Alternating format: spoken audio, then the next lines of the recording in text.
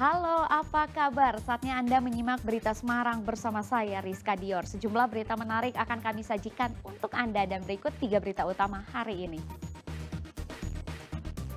Tanggul hilir Sungai Bremi jebol. Ribuan rumah di 3 desa di Kabupaten Pekalongan terendam banjir hingga 1 meter. Sepasang suami istri ditemukan tewas terbakar akibat tersetrum aliran listrik di kebun pepaya di Kabupaten Cilacap. Petugas menyegel 2 kamar indekos di kawasan Kragilan, Kota Solo karena menyimpan sembako beras milik salah satu paslon yang diduga akan dibagikan kepada warga pada masa tenang.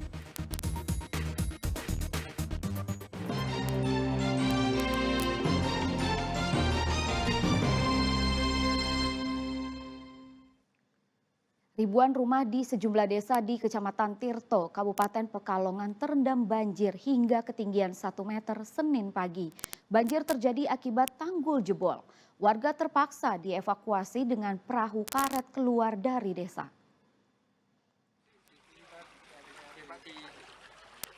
Para lansia dan anak-anak harus dievakuasi dengan perahu karet karena rumah mereka terendam banjir hingga ketinggian mencapai 1 meter.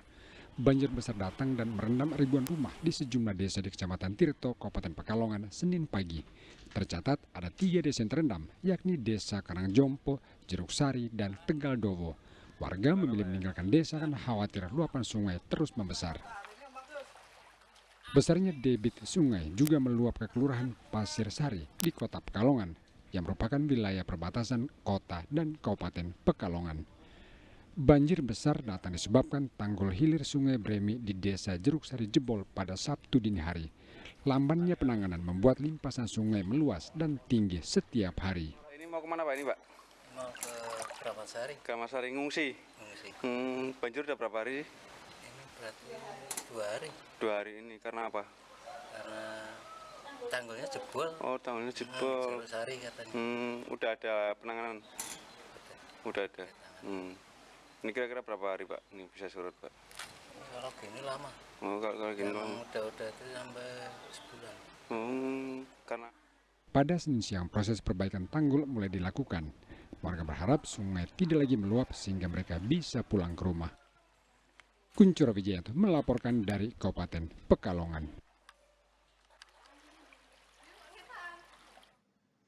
Puluhan rumah warga di Kampung Tegalrejo, Kecamatan Banjarsari, Kota Solo diterjang angin puting beliung. Kencangnya angin merusak sebagian atap dan kanopi rumah warga. Suasana mencekam ditambah suara gemuruh ini terdengar dari dalam rekaman ponsel warga saat angin puting beliung disertai hujan menerjang Kampung Tegalrejo, Kelurahan Joglo, Kecamatan Banjarsari, Kota Solo pada hari Minggu lalu. Kencangnya hembusan angin membuat puluhan rumah warga mengalami kerusakan khususnya pada bagian atap. Pasca angin puting beliung melanda wilayah Kampung Tegalrejo, tampak sejumlah atap dan kanopi rumah warga rusak parah. Data sementara dari BPBD Solo terdapat sekitar 50 rumah warga dari 6 RW terdampak angin puting beliung. Sini banyak Mas, bener-bener sini banyak. Itu kerusakan rata-rata pada atap atau kanopi ya, atau kebanyakan atap, kanopi, dan jelas genteng-genteng lah. Emang buang angin tuh bengong itu kayak muter-muter itu kayak puting beliung itu. Setelah itu ada geluduk kencang, petir kencang. Setelah itu terus hujan deras waktu itu. Tidak ada korban jiwa dalam kejadian ini. Tim gabungan masih mendata rumah warga yang terdampak angin puting beliung. Heri Prastio melaporkan dari Solo. Sejumlah kios milik badan usaha milik desa di Desa Juruk, Kabupaten Boyolali ambruk rata dengan tanah kereta diterjang puting beliung. Beruntung tidak jatuh korban jiwa karena pedagang sudah pulang saat badai datang. Sejumlah kios ambruk akibat diterjang puting beliung di Jalan Raya Boyolali, Klaten di Desa Juruk, Kecamatan Mojosongo, Boyolali, Minggu sore. Bahkan sebagian kios rata dengan tanah. Tercatat ada 10 kios yang terdampak. Kios-kios ini merupakan milik badan usaha milik desa. Beruntung saat bencana datang, para pedagang sudah pulang sehingga tidak jatuh korban jiwa. Meski demikian, pihak desa mengalami kerugian puluhan juta rupiah. Ini adalah los kios untuk Desa Anjuruk. Ini sebagai PAD Desa Anjuruk, sebagai untuk jualan warga masyarakat di sini. Ada berapa ini kiosnya ini? 10. Untuk pedagang sendiri sekitar berapa yang di sini? Ada sekitar 7 pedagang ya. Terus untuk akibat ini seperti apa ini Pak Lurah? Kerugian mungkin yang ditaksir?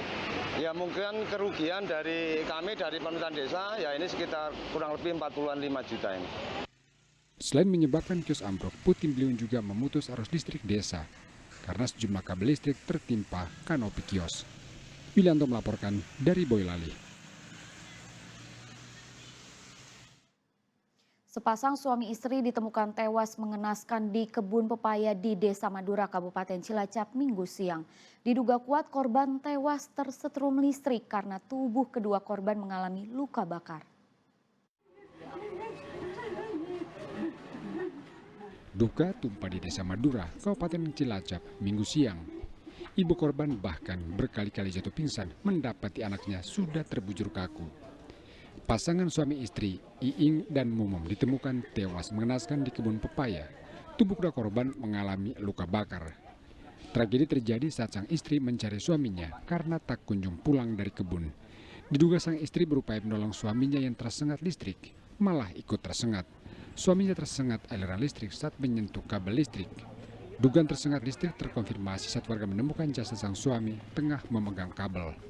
Kabel listrik dihubungkan dari rumah korban ke kebun untuk penerangan pembuatan batu bata di belakang rumah. Dari hasil pemeriksaan TKP serta pemeriksaan saksi sih bahwa kedua orang ini yang meninggal ditemukan di sebuah pekarangan kosong, diduga karena tersengat aliran listrik. Kemudian atas temuan tersebut kita melakukan pemeriksaan luar ke jenazah, didapati adanya luka bakar di jenazah. Diduga besar karena meninggal tersengat aliran listrik. Setelah diperiksa secara medis, jasad Pak Sutri ini dimakamkan di pemakaman Desa Madura karena tidak ditemukan tanda bekas kekerasan. Mardianto melaporkan dari Cilacap.